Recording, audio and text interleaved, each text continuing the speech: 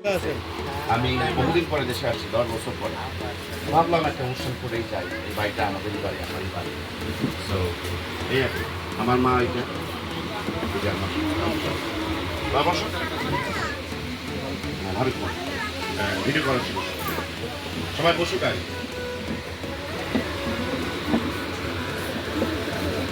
জেলে তোমাকে কিছু বলা হয় না, বসো। প্রথম করি প্রথম বস, বসো। আপনারা বসেন। হবে তো, হবে হবে। সাগর কি হলো, করে দাও। এখানে ছেলেগুলো দাও, মহিলাগুলো পাশে দাও, বাস। আচ্ছা আচ্ছা, আরে বা বসে গেছে যারা, তাদেরকে তোলা যায়। আচ্ছা হুজুরা এদিকে আসো তো, বাবারা আসো, আমি তোমাদের মামা হই, আসো বসো। দৌড়কা দৌড়কা।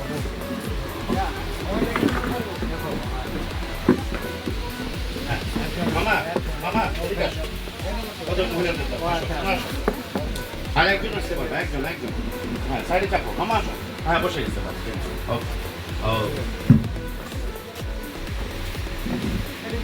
অলরাইট। সবাই এদিকে দেখা হচ্ছে দয়া করে। রয়েছে ওকে। আসসালামু আলাইকুম সবাইকে। আজকে জুলাই 11। আমার বাবার কথা বলতে গেলে আমার মনটা খারাপ হয়ে যায়। 2025 সাল, আমি দীর্ঘ 10 বছর পরে মার্কিন যুক্তরাষ্ট্র থেকে এসেছি। আল্লাহ আমাকে তৌফিক দিয়েছেন, আমি এসেছি আয়োজন করার জন্য। সকলকে আপনাদের আন্তরিক অভিনন্দন যে আপনারা কষ্ট করে এখানে এসছেন, আমার বন্ধু বান্ধব আত্মীয় স্বজন সবাই। তো আমার বাবা মারা গেছেন হচ্ছে জুনের 3 তারিখে 2018। এই অনুষ্ঠানটা শুধু আমার বাবার জন্য না, আমার শ্বশুর, আমার শাশুড়ি, আমার ছোট ভাইয়ের শ্বশুর মারা গেছে, আমার ছোট বোনের শাশুড়ি মারা গেছে, আমার দাদা দাদি ইন্তেকাল করেছে, আমার নানা নানি ইন্তেকাল করেছে, সকল ময় মুরব্বীর জন্য।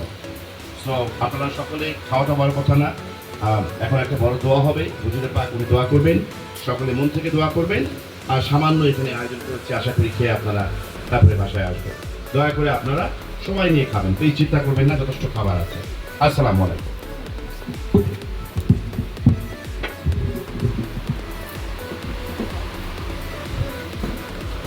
আমার নাম মোহাম্মদ খালিদ, আপনার নাম হল মোহাম্মদ মুস্তাফিজ।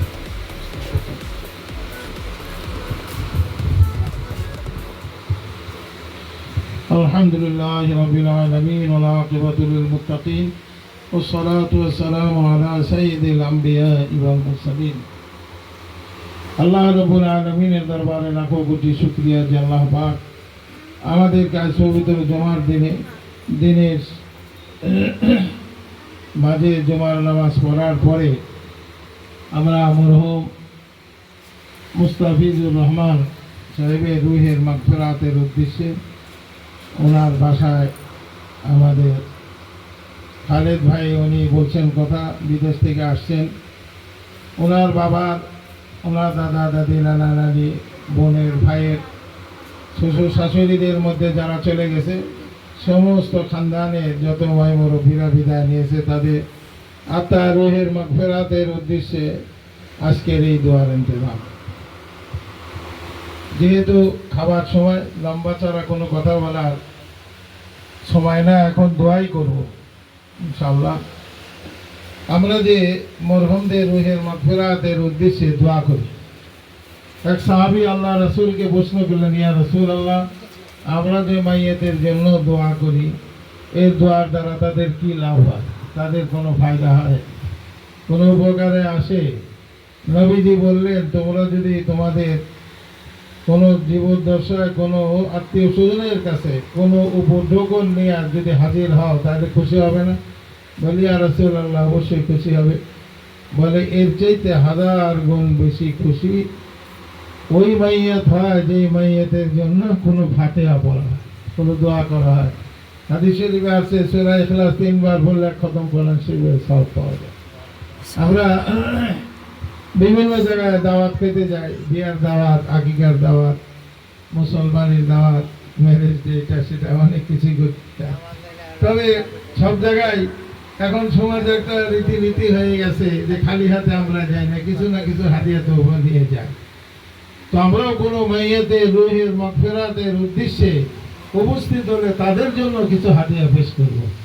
তাদের জন্য কোনো টাকা পয়সা তো চায় না, তাদের জন্য একটু দোয়া, তাদের জন্য সূরা ইখলাস 3 বার পড়লে খতম করা সে সওয়াব হয়, সূরা ফাতিহা 4 বার পড়লে খতম করা সে সওয়াব পাওয়া যায়, সূরা ইয়াসিন যারা পড়তে জানেন একবার পড়লে 10 খতম করার সে সওয়াব আল্লাহ তাআলা দান করে।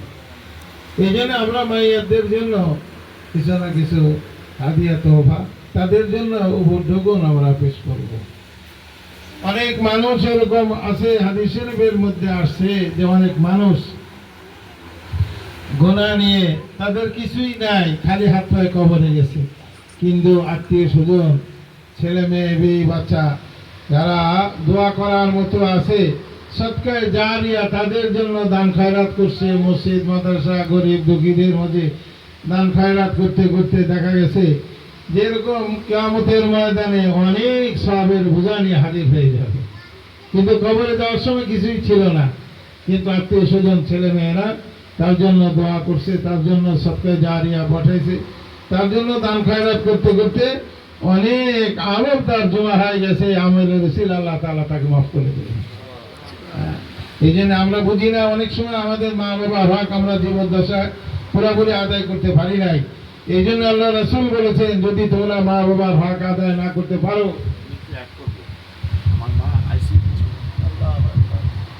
জি জি দোয়া করবো ইনশাআল্লাহ। তো তোমাদের জন্য সুযোগ আছে, তোমরা মা বাবার জন্য বেশি বেশি করে দোয়া করো। এই দোয়ার উসিলায় মা বাবা যদি কবরে শান্তি পায় যায়, আল্লাহ পাক যদি মা বাবাকে শান্তি দেয়, তাহলে আল্লাহর আরশ খুশি হয়ে যাবে, আল্লাহ পাকও খুশি হয়ে যাবেন।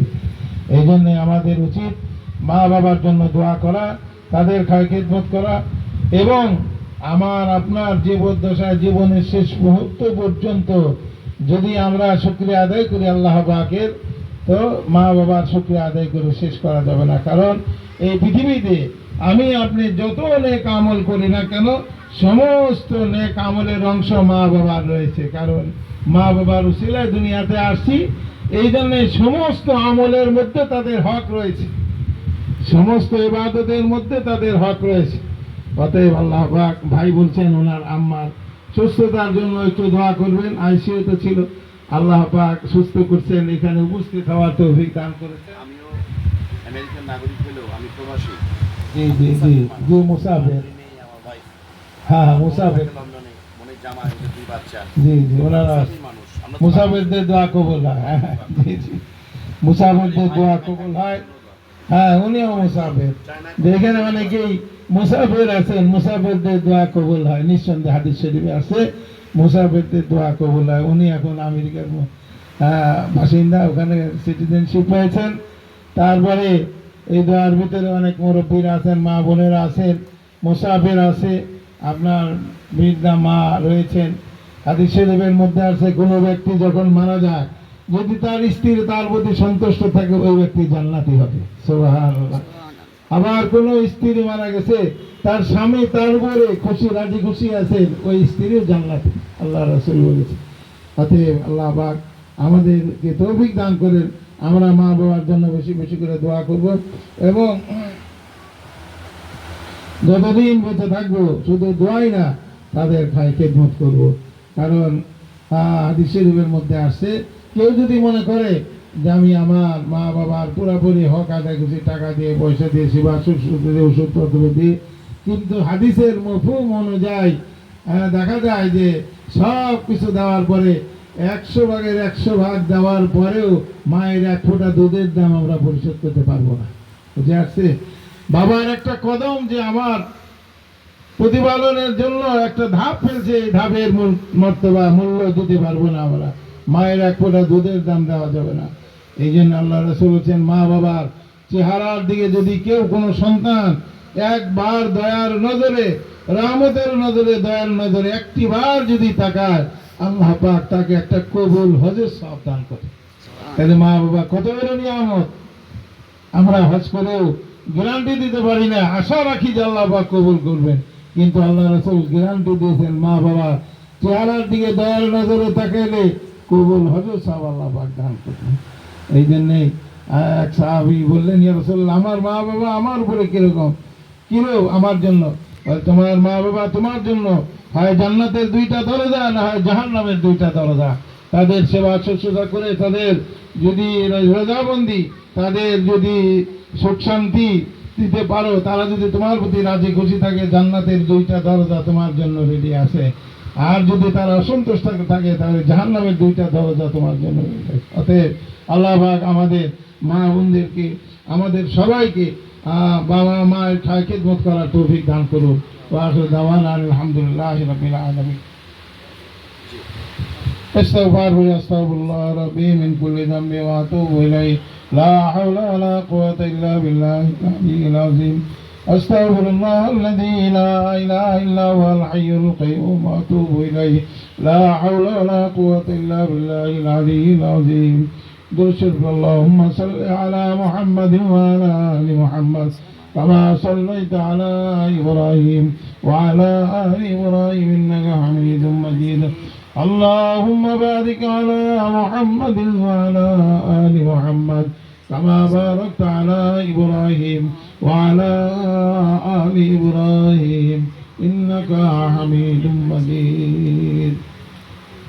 আল্লাহু আকবার। এখন দোয়া হবে, আমরা সবাই সবার জন্যই দোয়া করি, বিশেষ করে মরহুম মুস্তাফিজুর রহমান সাহেবের রুহের মাগফিরাতের জন্য, ওনার খানদানের যত মুরব্বীরা বিদায় নিয়েছে, আল্লাহ সবার জন্য আমরা দোয়া করি ইনশাআল্লাহ।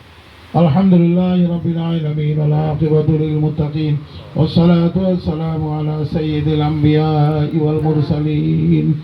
ربنا ظلمنا أنفسنا وإن لم تغفر لنا وترحمنا لنكونن من الخاسرين. ربنا لا تزغ قلوبنا بعد إذ هديتنا وهب لنا من لدنك رحمة إنك أنت الوهاب. اللهم اغفر لحينا وميتنا وشاهدنا وغائبنا وصغيرنا وكبيرنا وذكرنا وأنثانا. اللهم من أحييته منا فأحيه على الإسلام ومن توفيته منا فتوفه على الإيمان. রব্বুল আলামিন মওলা করিম, আজ পবিত্র জুমার দিনে আয় আল্লাহ মুহররম মাস রয়েছে আল্লাহ, আয় আল্লাহ জুমার নামাজ আদায় করে এসে মওলা আমরা আয় আল্লাহ কতিপয় গুনাহগার বান্দা বান্দিরা একত্রিত হয়ে মুক্তাসার ফাতিহা পড়েছি আল্লাহ। আয় আল্লাহ সকালে কোরআনে কারীমের তেলাওয়াত হয়েছে আল্লাহ, খতম হয়েছে আল্লাহ। আয় আল্লাহ দোয়া দরুদ দান খয়রাত মেহমানদারি যা কিছু হয়েছে আল্লাহ, সমস্ত আমলগুলো তুমি কবুল আর মঞ্জুর করিয়া নাও। আয় আল্লাহ ভুলচুক মাফ করে দিয়ে সব লক্ষ লক্ষ কোটি কোটি গুণ বৃদ্ধি করে দিয়ে এই সবের পর হকদার কালামদার তাজদার মদিনা জনাব মুহাম্মদুর রাসূলুল্লাহ সাল্লাল্লাহু আলাইহি সাল্লামের রওজা পাকে পৌঁছায় দাও। तमाम अंबिया किराम साहबाए किराम ताबीन ताबीन खुलाफाए राशिदीन आइम्मा मुस्ताहिदीन मुतकद्दिमीन मुताखिरीन मुहाफिजीन मुहद्दिसीन मुहक्किकीन सल्फसानीन दरबार बागा दिया पहुंचाए दाओ। आय अल्लाह शुहदाए हो शुहदाए बदर शुहदाए খন্দক জান্নাতুল মুআল্লা জান্নাতুল বাকি শুহাদায়ে কারবালার প্রান্তে যত শহীদ দান কবরে শহীদ আছে আল্লাহ, তাদের আত্মার রুহে পৌঁছায় দাও। আয় আল্লাহ तमाम পৃথিবীর মাটির নিচে যত মুমিন মুমিনাত মুসলিমিন মুসলিমাত কবরে শুয়ে আছে আল্লাহ, প্রত্যেকের কবর কিরিয়াজুল জান্নাতে পরিণত করে দাও। আয় আল্লাহ খাস করে যাদের আব্বা আম্মা দাদা দাদি নানা নানি চাচা চাচি মামা মামি ফুফা ফুফি খালা খালু শ্বশুর শাশুড়ি ভাই বোন আত্মীয় স্বজন মুহিব্বিন মুতাআল্লিকিন দোস্ত আহবাব যারা বিদায় নিয়ে কবর দেশে চলে গেছে আল্লাহ, আয় আল্লাহ তাদের কবরকে রিয়াজুল জান্নাতে পরিণত করে দাও। আয় আল্লাহ জানি না তারা কি অবস্থায় আছে আল্লাহ, আয় আল্লাহ যাদের হক আমরা আদায় করতে পারি নাই, আয় আল্লাহ যাদের চেহারার দিকে একটিবার তাকাইলে একটি কবুল হজের সওয়াব পাওয়া যেত মাওলা, এই নিয়ামত থেকে আমরা অনেকেই বঞ্চিত হয়ে গেছি মাওলা। আয় আল্লাহ মেহেরবানি করে তাদের কবরগুলো রিয়াজুল জান্নাতে পরিণত করে দাও। আয় আল্লাহ খাস করে তুমি তো জানো, সবই দেখো মাওলা। আজকে তোমার বান্দা মরহুম মুস্তাফিজুর রহমান সাহেবের রুহের মাগফিরাতের উদ্দেশ্যে ওনার কলিজার টুকরার সন্তান সন্ততি আয় আল্লাহ ছেলে মেয়ে বাচ্চা নাতি পুতি সবাই জামাই জমতা আয় আল্লাহ সকলেই মিলে মরহুমের রুহের মাগফিরাতের উদ্দেশ্যে দূর দূরান্ত থেকে এসেছে মাওলা। আয় আল্লাহ মেহেরবানি করে মরহুমের জীবনের গুনাহ খাতা মাফ করিয়ে দাও, মরহুমের কবরকে বেহেশতের বাগানে পরিণত করে দাও। আয় আল্লাহ কবরকে নারিয়াতুল জান্নাতে পরিণত করে দাও। আয় আল্লাহ কিয়ামত আযাবুল কবর থেকে হেফাজত করিও। যদি তোমার কোনো হুকুমের ত্রুটি করে থাকে তুমি নিজ গুণে ক্ষমা করে দিও। আয় আল্লাহ তার গুনার দিকে নজর না করে তোমার সেই রহমতের দিকে নজর করে তুমি মাফ করে দিও। কিয়ামত আযাবুল কবর থেকে হেফাজত করো। কিয়ামতের দিন আরশ আজিমের ছায়ার নিচে স্থান দিও। তোমার হাবিবের শফাত মঞ্জুর করিও। আয় আল্লাহ পুলসরাতের রাস্তা বিদ্যুতের গতিতে পার হওয়ার তৌফিক দিও। আয় আল্লাহ ডান হাতে আমলনামা দিও। বিনা হিসাবে জান্নাতুল ফেরদাউস নসিব করে দিও আল্লাহ। আয় আল্লাহ মরহুমের খানদানের যত ভাই মুরব্বীরা বিদায় নিয়েছে, ওনার মাতৃকুল পিতৃকুল শ্বশুরকুল শাশুড়িকুলের যত আত্মীয় স্বজন বিদায় নিয়েছে আল্লাহ, সমস্ত মুরুদগানেরা তারপরে আমাদের হাদিয়া পৌঁছায় দাও।